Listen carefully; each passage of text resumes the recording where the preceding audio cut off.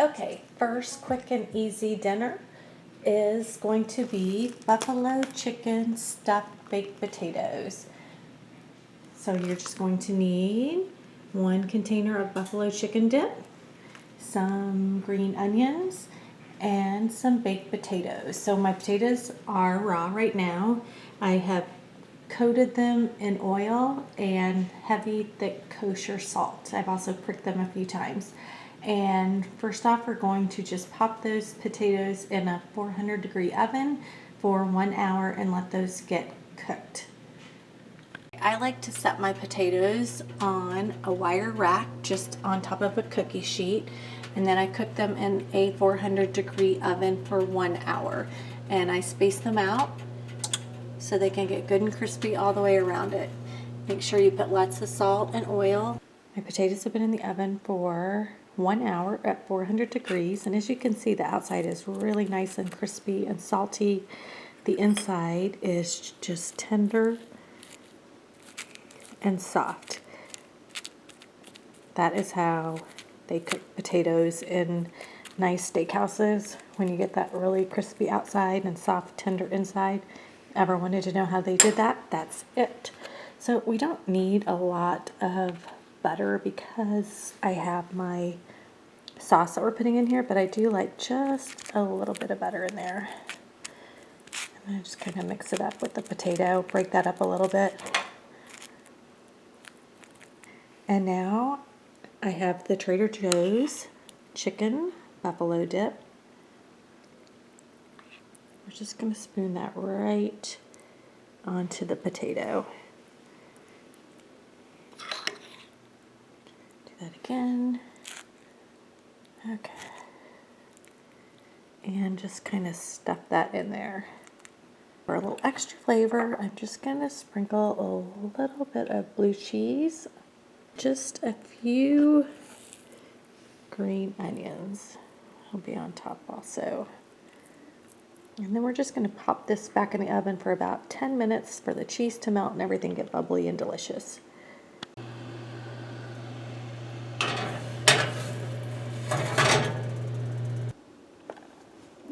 Okay, my potatoes are out of the oven. I just popped them in for about 5 minutes.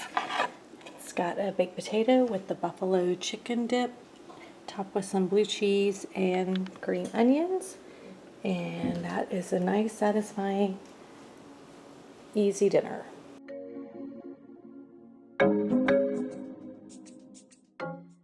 Okay, second meal. Quick and easy dinner is going to be kind of a take on Cincinnati chili. This is not authentic Cincinnati chili, but I'm going to use the harvest chili. I'm going to use the brown rice and quinoa spaghetti and a chopped onion and then some cheddar cheese. And we're going to make a little Cincinnati style, kind of a little take on that. Okay, I'm going to put my pasta into some boiling water, which I have already seasoned with a hefty pinch of salt.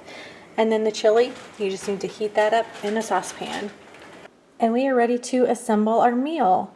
I have my pasta, and again, I'm using the brown rice and quinoa pasta from Trader Joe's, and that's very healthy. It is only brown rice and organic quinoa flour and water. That's all that's in that. So this is definitely gluten-free and a very healthy alternative with lots of protein.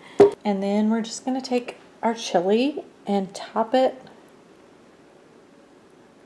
Then we're just going to add, I chopped some onions up because a lot of people like some white onion on their Cincinnati chili.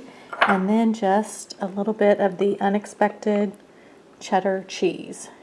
It's just a very interesting, unique fall meal that is quite tasty. So give it a try.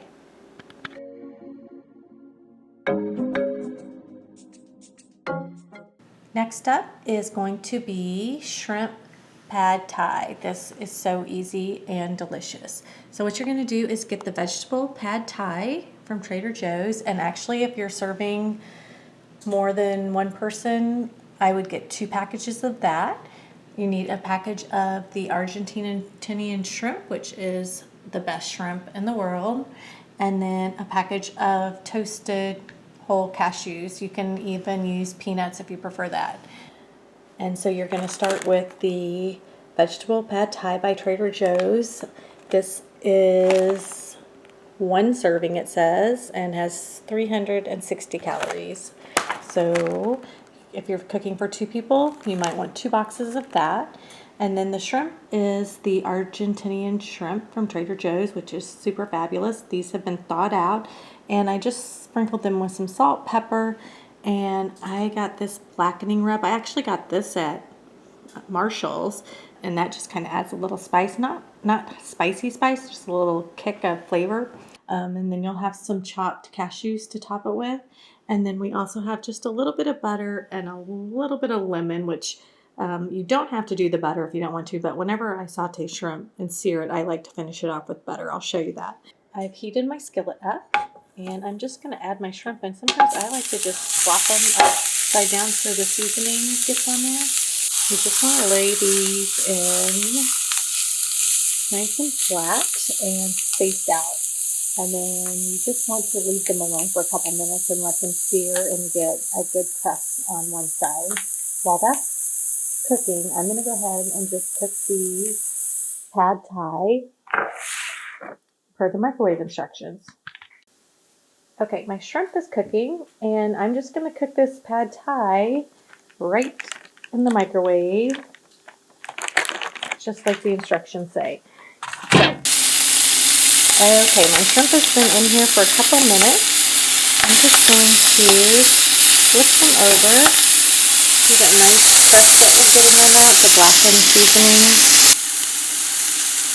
Okay, my shrimp has been cooking for about 3 minutes, 2 or 3 minutes, and I'm turning it over to the other side. You can see that the seasoning has crisped up nicely and given it a good sear and a little bit of a blackened color.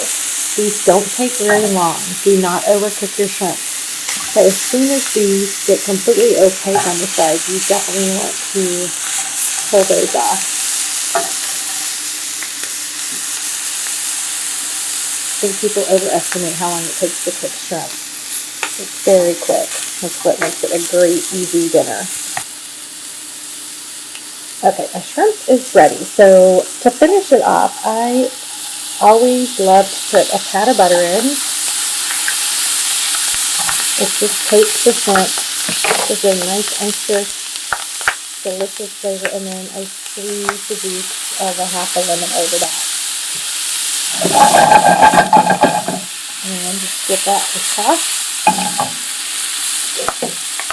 So you have that blackened shrimp with the butter and the lemon coating it. The pad thai is out of the microwave, 4 minutes in, and that was done. The shrimp is cooked and off to the side. Make sure you take it out of the pan and don't let it sit in the pan while you're waiting for the pad thai to finish, because it will keep cooking. So I take that off, and then to serve it, I'm just going to top it with some of the shrimp, and then add a few little cashews. And actually, I didn't have this in the ingredients, but I do like to put a little bit of green onion on top of that too for a little flavor and crunch. And there you have it, another easy meal. This is on the table in less than 10 minutes, and it's delicious.